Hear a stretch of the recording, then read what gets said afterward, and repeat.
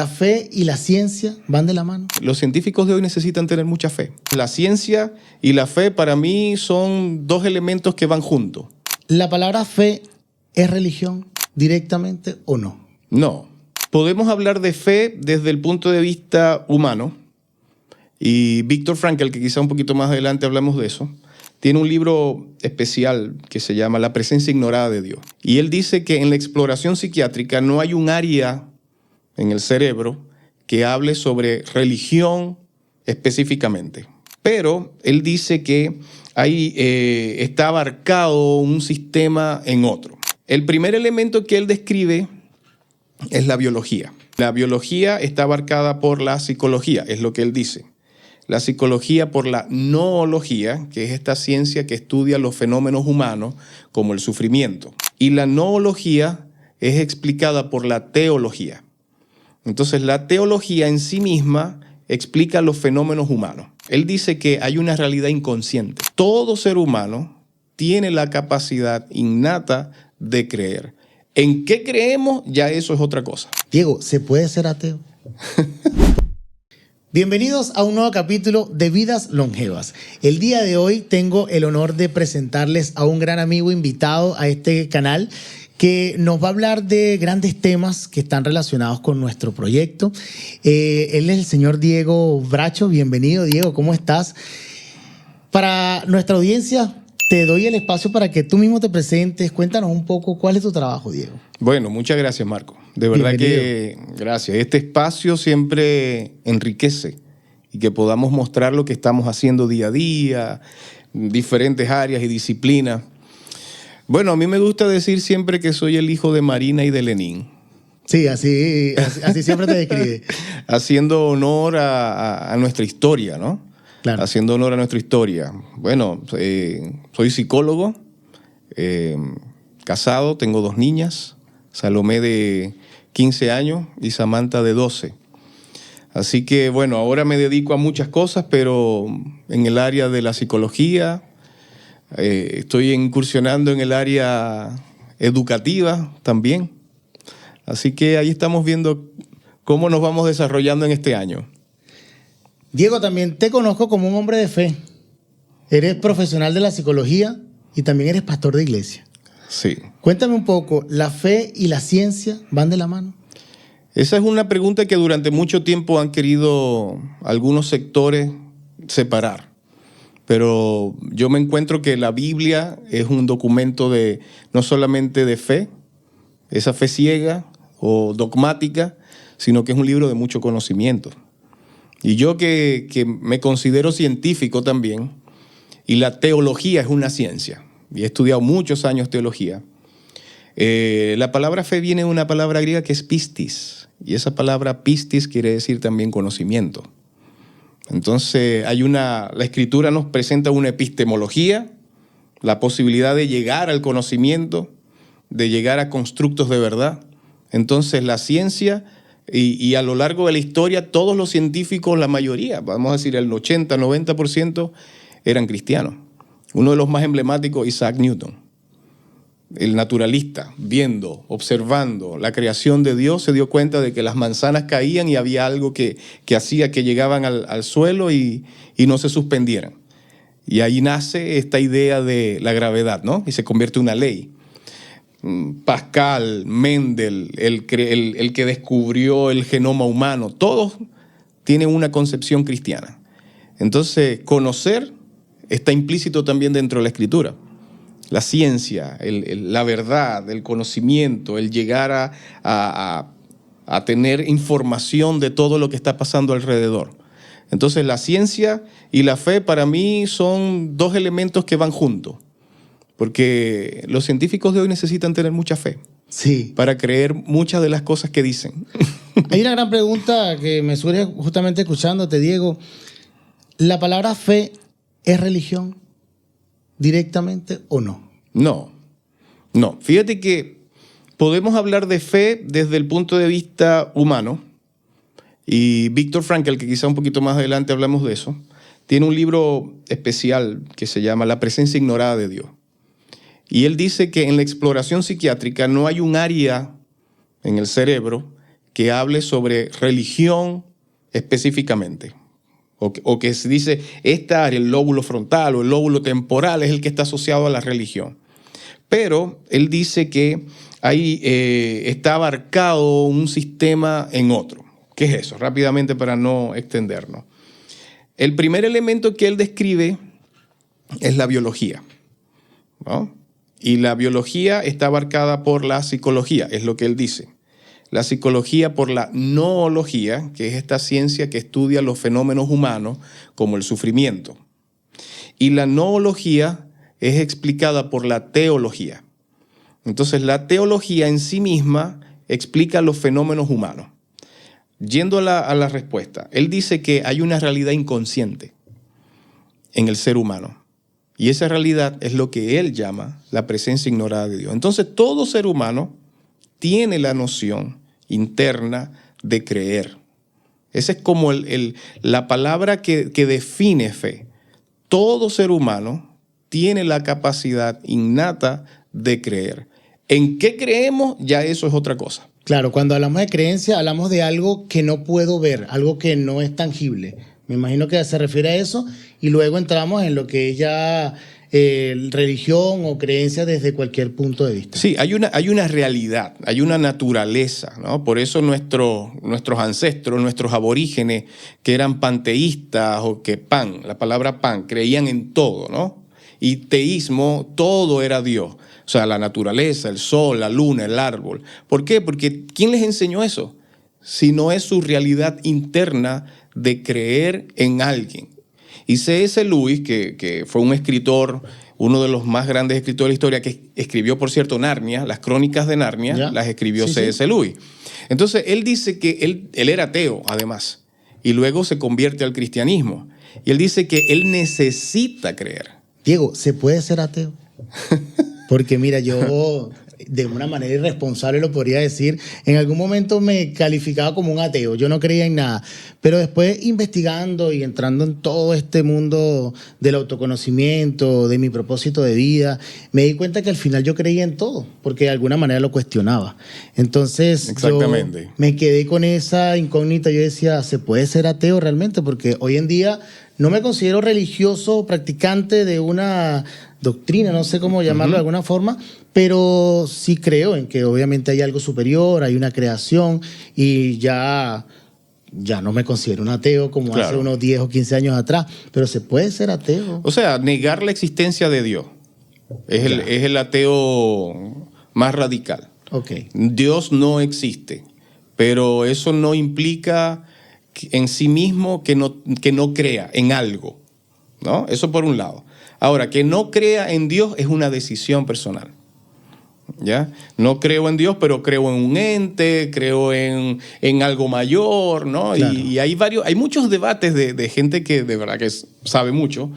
Y hay un cosmólogo, William Lane Craig, que él estaba en un debate con un ateo precisamente, y él decía que, bueno, él creía en una máquina poderosa y comienza a describir la máquina. Entonces William le dice, sí, esa máquina poderosa es Dios.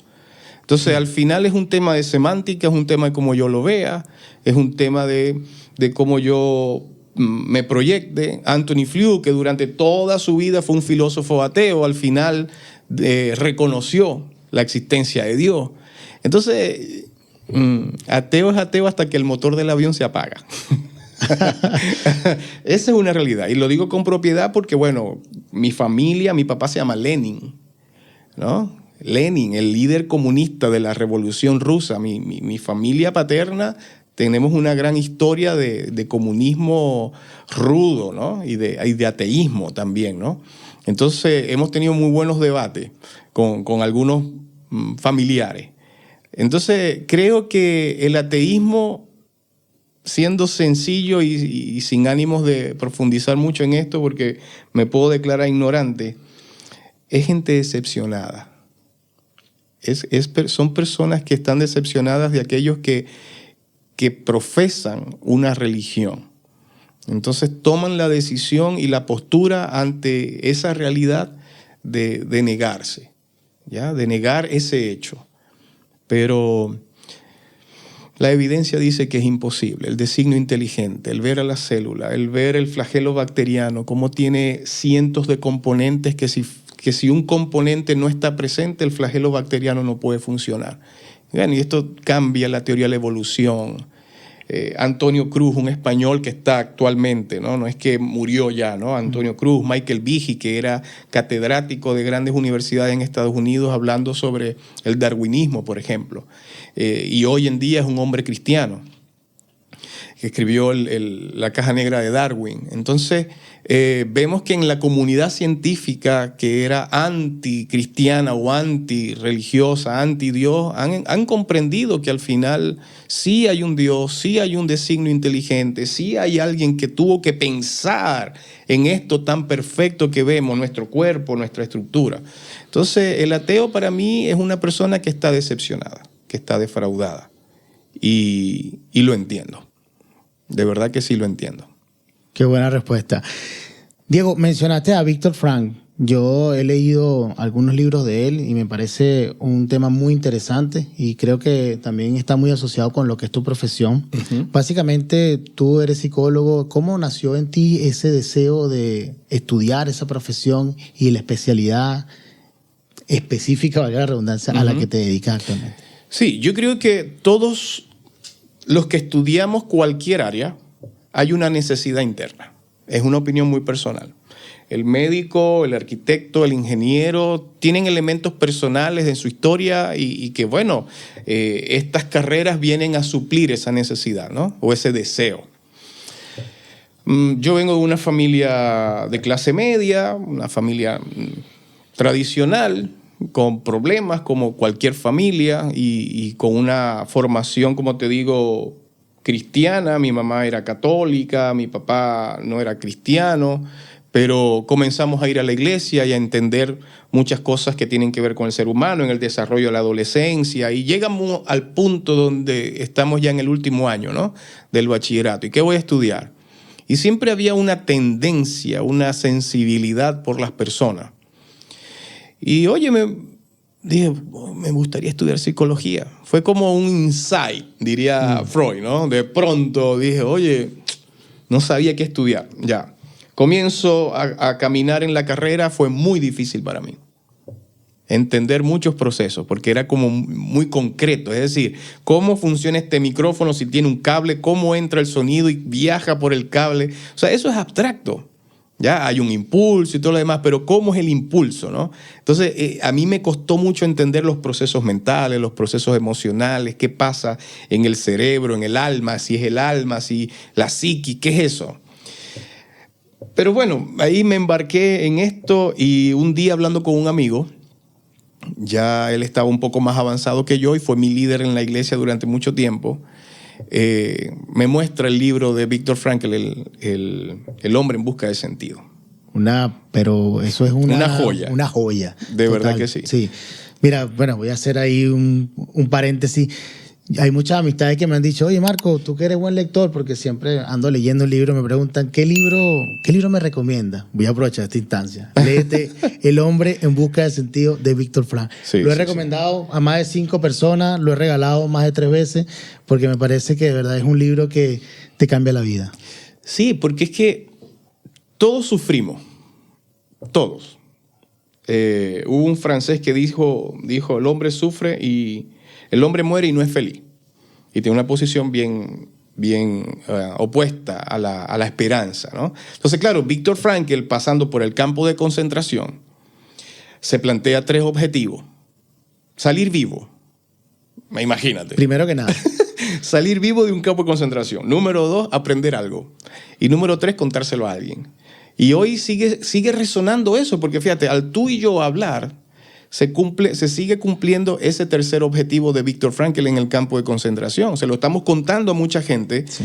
Entonces, claro, cuando yo comienzo a leer, yo dije, esto es lo que yo necesito, porque es una propuesta de cómo encontrar dentro del sufrimiento que es inevitable, porque hay sufrimientos que los podemos evitar. Y ahí se hace la distinción, ¿no? Pero el sufrimiento inevitable, como estar en un campo de concentración, ¿cómo te puede proveer oportunidades de sentido? La pérdida de un hijo, la pérdida de un familiar, un terremoto, una catástrofe, el perder el trabajo, son sufrimientos que son inevitables. Entonces ahí quedé enganchado, comencé a leer, comencé a estudiar, comencé a buscar la literatura. Hay un libro que se llama El hombre doliente, que es filosofía, es antropología frankliana y es profunda. Y me encanta. Entonces hice mi tesis en la universidad, Felicidad versus Sufrimiento, Existencialismo y Concepción del Hombre. Una locura. Me acuerdo que una compañera... ¿Te complicaste? Sí, yo me compliqué la existencia. Total. Una compañera me dice, oye, hagamos nuestra tesis, la tesis juntos. Y yo no creo que tú vas a querer hacer la tesis conmigo. Claro. Entonces, claro, cuando colocamos el título en la pizarra para evaluar la variable y la cosa y tal, me dice, no quiero hacer la tesis contigo. Generaste una expectativa más allá de un proyecto de grado, sino, bueno, vamos a ver cómo va a conectar todo este conocimiento. Sí. No, y de hecho, Marco, o sea, tuve muchos problemas porque yo quería hacer una tesis que involucrara teología en psicología y eso generó un choque brutal, terrible, ¿no? De hecho, mi tesis fue cualitativa y ya al final me la cambiaron, no me dejaron defender, porque yo entrevisté al párroco de la basílica en Maracaibo, entrevisté a un amigo teólogo y pastor extremadamente potente en la concepción cristiana y intenté, vamos a decirlo así, yo intenté entrevistar a un judío y de verdad que no pude, porque yo quería tener la cosmovisión de cada una de estas religiones. Claro. Bueno, yo me embarqué en esto, me declaro existencialista, aunque a algunos no les gusta, desde la concepción filosófica me declaro humanista, porque me gusta el análisis transaccional y el análisis existencial. ¿Por qué? Porque encuentro que ahí me ofrece a mí cómo yo puedo darle sentido a mi realidad, ¿no? Entonces, amigos filósofos me ayudaron a entender muchas cosas en mi tesis. Entonces, sobre Kierkegaard, el danés, que habla sobre las posturas más radicales del ser humano, la soledad, el sufrimiento. Al mismo Nietzsche también tiene una propuesta muy interesante, aunque no la conozco a profundidad, y tiene ese rechazo, ¿no? Nietzsche, aquel que dice que mató a Dios, pero ¿mató a Dios en qué sentido? Entonces, he caminado ahí. Llego a Chile y me encuentro que aquí en Chile hay una escuela de Austria, porque Viktor Frankl era austríaco, y aquí en Chile hay una escuela de análisis existencial. Digo, ¿quién es Viktor Frankl? Porque yo me fui en el tema, he leído sobre él, pero probablemente alguien dirá, ay, ¿quién es Viktor Frankl? Bueno, Viktor Frankl era un psiquiatra judío en la época del 1940. De hecho, un poco antes él conoció a Freud, pero ya Freud ya terminando su vida. Estaba la comunidad científica psicoanalítica muy potente. Y Viktor Frankl tiene esta idea de la muerte. Él lo escribe en uno de sus libros, se pregunta sobre la muerte cuando era muy niño. Entonces tenía esa pregunta que es la noológico. Entra al campo de concentración y esa experiencia le ayuda a él a teorizar lo que más tarde se convirtió en la logoterapia, que es la terapia basada en la búsqueda de sentido o propósito. Entonces, en Viena hay 3 escuelas de pensamiento de la psicología. La de Freud, que es la primera, ¿verdad? Está y que lo que promueve, según Viktor Frankl en uno de sus libros, es el hombre lo mueve su necesidad de placer. ¿Okay? Está la de Alfred Adler, que es alumno de Freud, y él promueve la teoría de las masas, es la otra escuela de pensamiento. Pero lo que Viktor Frankl dice es que la propuesta de Adler es que lo que mueve al hombre no es el placer, sino, según Adler, el poder. ¿Ok? Y luego viene la escuela de pensamiento de Viktor Frankl, logoterapia, que es lo que dice, no lo mueve el placer, ni lo mueve el poder, lo mueve su necesidad de sentido y de propósito. Entonces, este es el enfoque de Viktor Frankl. ¿Cómo logramos desarrollar sentido, propósito en una circunstancia de sufrimiento que es inevitable? Claro, como la que vivió en ese libro que redacta, de verdad, se lo recomiendo a quien le resuene este tema, una lectura súper penetrante, te metes dentro de ella. Mencionaste una clave que tiene que ver mucho tanto con tu proyecto como con nuestro proyecto también, el sentido. Sí. Estamos hablando de lo que es vivir con propósito y eso es parte de una investigación que viene a través de todos estos psicoanalistas, de lo que es la logoterapia. ¿Por qué es tan común que las personas no encuentren ese sentido, ese propósito, sientan que no tienen un objetivo en esta vida? O sea, yo llegué aquí y no sé para qué, ¿sabes? Yo trabajo, casa, trabajo y no le encuentro sentido. ¿Qué sentido tiene la vida? Más o menos, ¿cómo lo podríamos explicar? Desde Fíjate esa que perspectiva? Erich Fromm escribe en su libro Ser y Tener. Erich Fromm dice que la sociedad creyó el sueño de la industrialización, ¿no? La industrialización, ese paso de la Edad Media hacia la modernidad y en el camino la industrialización, porque ella nos iba a ofrecer mucho bienestar y por lo tanto íbamos a ser felices. O sea, pensando en el vehículo, los autos.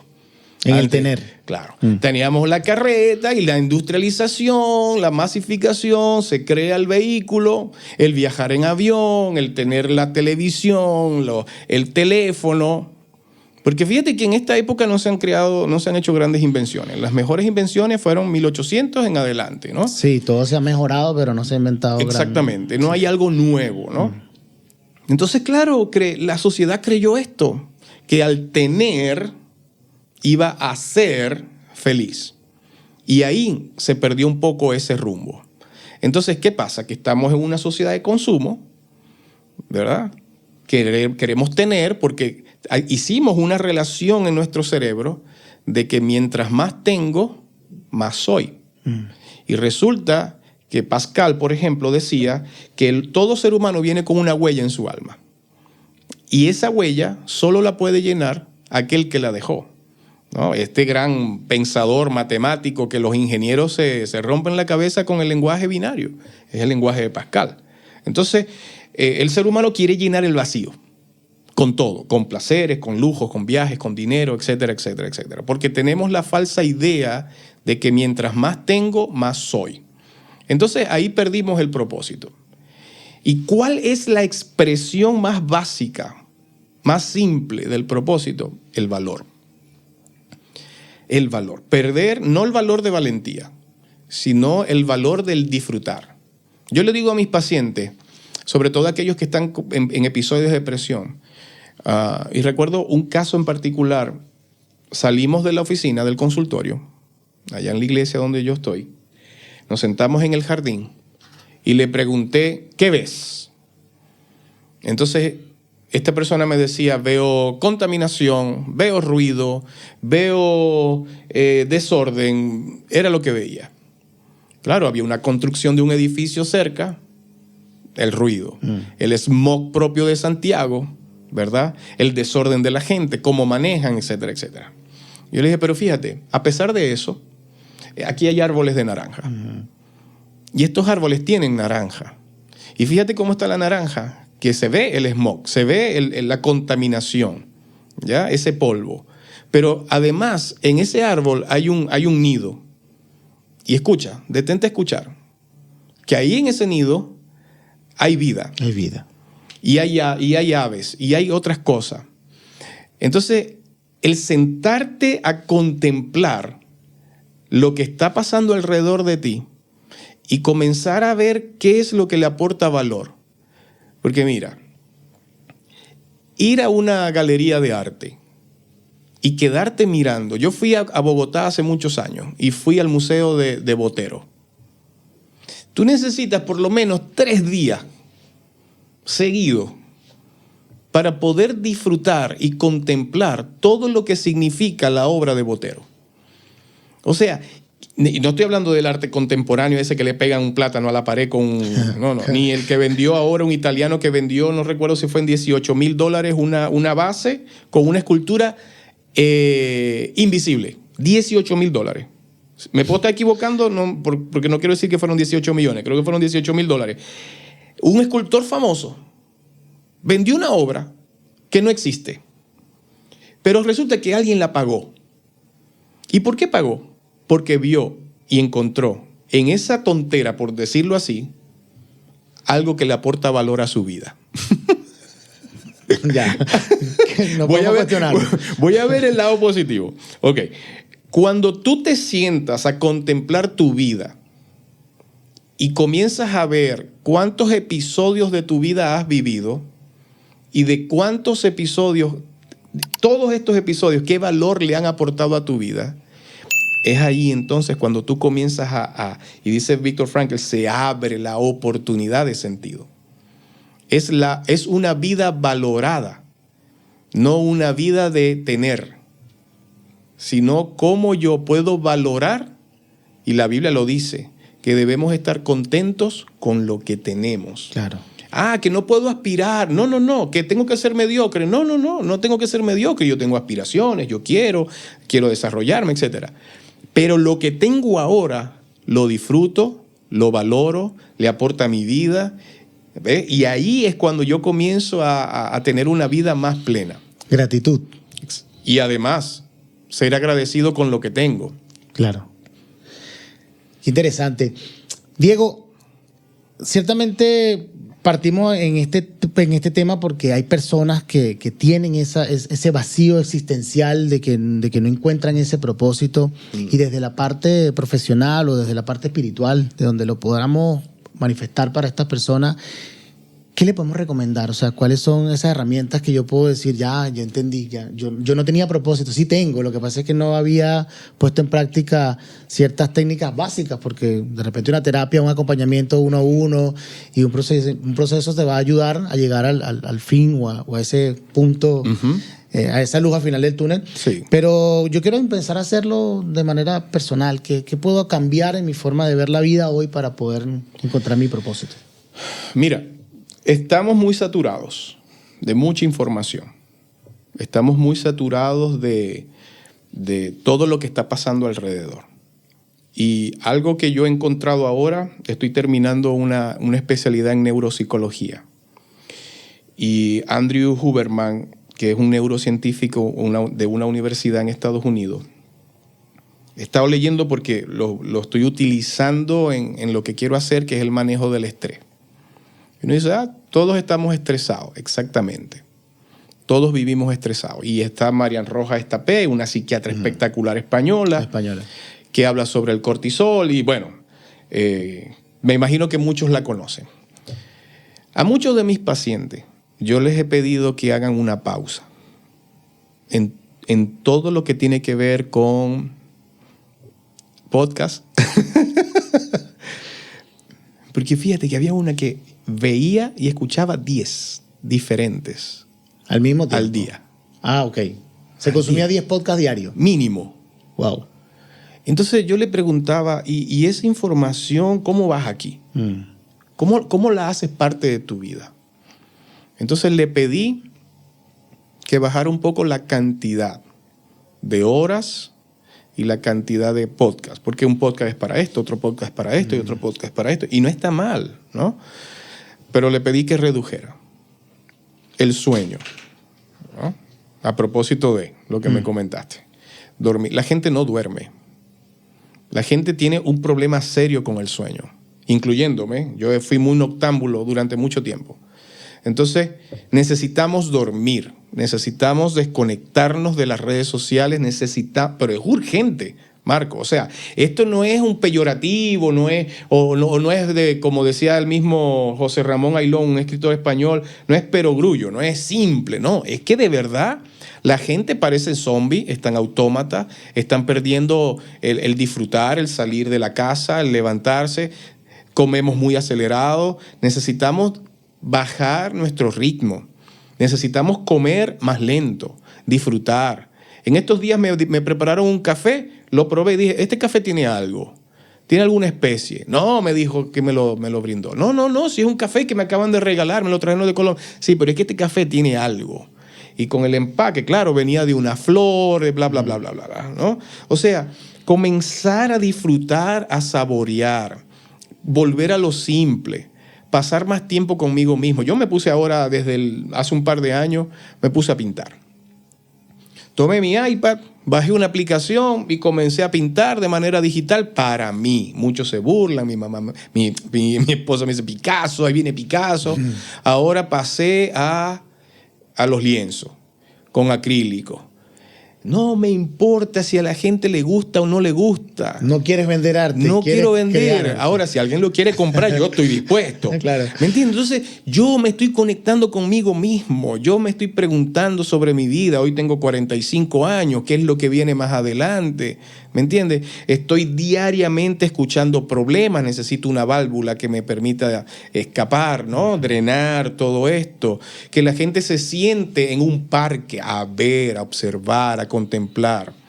Podemos tener una pared blanca y un punto negro. Tú decides qué vas a ver. Si te vas a quedar viendo el problema, el punto negro, y no es tener solo una mente positiva, sino ver cuáles son las otras opciones. Entonces, Viktor Frankl plantea, y luego su alumno estrella, que sigue estando hoy, y tuve el privilegio de conocerle aquí en Chile por esta escuela de análisis existencial, plantean 4 desafíos que el ser humano necesita tener para vivir una vida plena. Primero tiene que ver con el ser. Yo soy, pero puedo ser. O sea, este mundo que me rodea me ofrece las oportunidades para yo poder ser, el soporte emocional. Si no, entonces yo comienzo a desarrollar ansiedades. Cuando la gente viene a consulta y dice, no, es que no duermo, es que tengo ataques de pánico, ya hay un problema con el ser. Hay que resolverlo.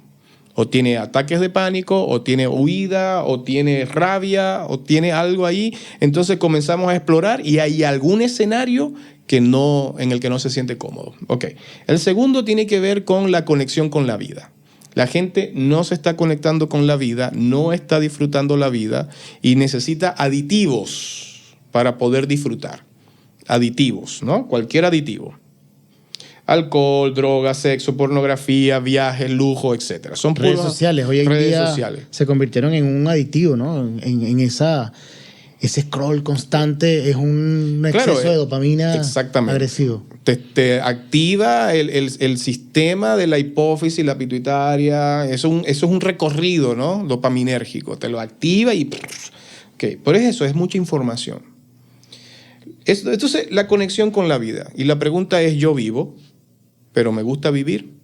Hay personas que me dicen, no me quiero quitar la vida, pero no quiero seguir viviendo. Me gustaría que algo malo me pasara para yo dejar de vivir. Entonces, claro, uno como psicólogo comienza a explorar si hay ideación suicida, si hay planificación, si hay elaboración, ¿no? Me dice, no, yo no he pensado en cómo quitarme la vida, pero me gustaría no seguir viviendo. No despertarme. Exacto. Una cosa así. Algo así. Entonces comenzamos a explorar y llegamos a la conclusión de que, claro, quiere vivir, pero no de la manera como está viviendo. Entonces yo le pregunto, y hay otras personas que sí, han pensado, tienen ideaciones y todo lo demás, ¿no? Entonces, ¿qué te ha hecho tu cuerpo? ¿Qué te ha hecho tu cuerpo? ¿Por qué tú quieres atentar contra tu cuerpo? Entonces, en esa reflexión se dan cuenta de que quieren matar el dolor, el sufrimiento, quieren matar el abuso, quieren eliminarlo, ¿no? Pero ¿qué te ha hecho tu cuerpo? Entonces, es una reflexión muy potente. Cuando comienza a valorar su propio cuerpo, entonces comienza a haber un puente que lo conecte con algo que sea importante. Ese es el segundo desafío, ¿no? El tercer desafío tiene que ver con lo genuino, con lo que me hace diferente a ti. Y en las relaciones de pareja, muchas veces, yo he visto relaciones de pareja que, como leí una vez, como que uno de los dos está de más. Porque piensan igual, se visten igual, dicen lo mismo, actúan de la misma manera, están tan compenetrados en la relación que dan envidia. No difieren de nada. No difieren de nada. Entonces leí en un libro que decía, cuando eso pasa, uno de los dos está de más. Entonces, muchas personas pierden la capacidad de ser genuinos por convertirse en lo que el otro o lo otro. Porque estamos en una sociedad que nos está enajenando. O sea, voy al trabajo que no quiero, hago lo que no me gusta, entonces también dejo de ser genuino. El primer desafío explica la ansiedad. El segundo desafío explica las depresiones. Cuando perdemos el valor fundamental de la vida, explica las depresiones. El tercero, cuando dejamos de ser genuinamente quienes somos, entonces yo soy yo, pero puedo ser yo.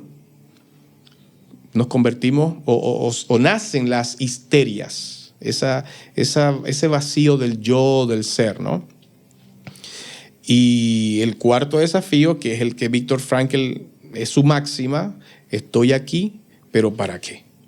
Y cuando no tenemos estos tres primeros desafíos cubiertos, no tengo propósito, porque miro y no me gusta donde estoy, no le encuentro razón de estar, ni propósito, ni disfrute, hago lo que no quiero, estoy en una relación que no me gusta, pero ¿qué más? Esto fue lo que me tocó. Entonces, evidentemente, no tiene un sentido de vida, no hay una dirección, un valor. El valor es la flecha que te dice hacia dónde va tu vida. No existe, por lo tanto, nacen las dependencias. ¿Ves? Ahí están las dependencias, cuando no hay un propósito. Entonces, cosas prácticas que yo puedo hacer día a día. Tomarme tiempos de silencio, tiempos para descansar mi mente, tiempo para dormir. No, es que no tenemos tiempo. Es que no hay tiempo que perder. Es que hay que producir. Es que no. Los grandes genios de la historia dormían y en el sueño resolvían muchos problemas. Diego, bueno, buenísima esa reflexión, de verdad me pareció genial y la forma en la que lo explicaste desde los 4 puntos que lo explica el doctor Viktor Frankl. Tú tienes un programa que se llama Consentido. Uh-huh. Cuéntame un poco sobre eso y de repente cómo puede acceder la persona que nos está viendo, porque yo sé que tiene mucho que ver con el sentido de la vida, con eso de que yo no tengo mi propósito, y tú estás muy alineado con eso en tu terapia. Claro. También pensando en el marketing, ¿no? ¿Ya? Entonces, no ha salido la palabra, ¿no? Eres un consentido. Bueno, también sirve. Claro. También sirve. Entonces, con sentido. Estuve incursionando en un podcast más de audio. Mi deseo es que toda persona que venga a la iglesia o que vaya a la terapia pueda comenzar a armar un puente. ¿Ves? Entonces, bueno, he desarrollado no es algo mío estrictamente, ¿no? Sino que he tomado lo que ha estado al alcance de mí y lo he alineado, ¿no? Escribí un libro que no está publicado, la verdad, pero es una de las máximas para mí, que todo es parte del entrenamiento. Todo lo que vivimos a lo largo de nuestra vida, sea bueno, sea malo, fracaso, todo contribuye al entrenamiento de nuestra propia existencia. Entonces, toda persona con quien yo tengo contacto a nivel profesional, a nivel de iglesia, me gustaría que pudiera encontrar y desarrollar su plan de vida, su propósito de vida y que pueda encontrarlo. Entonces, bueno, mi enfoque terapéutico, mi empresa, que ya tengo 3 años, es eso, con sentido. El podcast tiene que ver con eso, buscar sentido, que la gente logre del momento más oscuro de su vida. Ok, vamos a desmenuzarlo. ¿Y cuánta oportunidad te da esa circunstancia? ¿Cómo puedo aprender de ella? Sí, me parece genial, Diego, porque justamente Vida Longeva tiene también como propósito ese mensaje a esta audiencia que nos está escuchando y que por eso te hicimos la invitación, porque he trabajado contigo en algún momento la parte de la terapia. Pero sé que, bueno, ahí hay una persona que está resonando con este tema y te pregunto, ¿qué mensaje le podríamos dar a esa persona que actualmente está en esa búsqueda para que, bueno, de alguna manera se oriente a esa búsqueda de su sentido, su propósito y invitarlo a que dé ese primer paso? Mira, lo primero es que nosotros somos responsables. No es la circunstancia la que se hace responsable de tu vida. No es tu historia. Tu historia fueron circunstancias que se gestaron y que no estaban a tu alcance. Pero lo primero es que yo tengo que asumir la responsabilidad de mi propia vida. Romper los mitos. La gente no quiere buscar ayuda. Estamos en un país muy complejo desde el punto de vista de la salud mental. Pero la gente no quiere buscar ayuda. La gente a veces no tiene acceso a la ayuda porque es muy costosa. Entonces, las mejores comunidades terapéuticas son las iglesias. está demostrado científicamente en los programas de rehabilitación de drogas, las mejores comunidades terapéuticas son las iglesias. Entonces, lo primero es eso, hacerte responsable de tu propia vida, sentirte libre de buscar ayuda, porque cuando buscamos ayuda siempre habrá uno de la familia que te dice, ¿para qué vas a ir al psicólogo o al psiquiatra o al pastor, al orientador? No, es mi propia vida. Entonces, eso es lo primero. ¿Cómo quiero yo vivir mi vida? Y ese es el desafío del análisis existencial. ¿Cómo yo logro ser responsable y vivir una vida con consentimiento interno? Ese consentimiento que me dice, yo quiero hacer esto y yo me voy a encaminar. Entonces, lo primero es eso, hacerse responsable y ser libre de decidir. Estas dos palabras tienen que ir juntas. Yo puedo ser libre, pero si no soy responsable, entonces la anarquía reina. Si yo soy responsable, pero no tengo un espacio de libertad para actuar, entonces vivo en represión. Claro. ¿Ve? Entonces el ser humano es libre y es responsable. Y dice a Viktor Frankl, de lo que hace, de lo que sufre y de a quien ama. Genial. Diego, para asistir a tu terapia o para poder de alguna manera acercarme a la iglesia, redes sociales, ¿dónde te podemos contactar? ¿Qué proyecto estás desarrollando en este momento? Cuéntanos, a ver, cómo te puede contactar la iglesia. En Instagram pueden buscarla como Comunidad Casa Grande y ahí todos caben, ¿ya? Yo siempre le digo a la gente que va por primera vez a la iglesia, siéntete en tu casa, pero no te puedes llevar nada.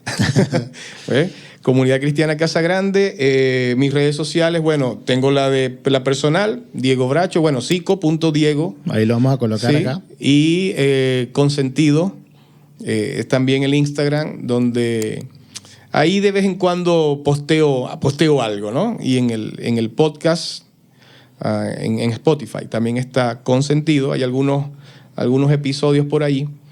Pero sin duda, a través de mi número de teléfono también me pueden contactar para tener información de la iglesia, de terapia. Estoy trabajando ahora en un centro cristiano. Entonces hay como una diversidad de opciones, ¿no? También tengo algunos pacientes del exterior. Los de España son los más complicados por los horarios. Pero ahí le ponemos. Ya. Sí. Bueno, Diego, más que agradecerte una vez más por estar acá e invitar a nuestra audiencia que si te gustó este contenido, le dejes un like, nos dejes tu comentario y te suscribas a este canal para poder seguir creciendo y llegando a más personas. Comparte este contenido con quien te parezca conveniente. Recuerda que compartir es bueno. Y muchas gracias una vez más por estar acá, Diego. Gracias. Gracias, Marco. Gracias por tu visita. Un gusto.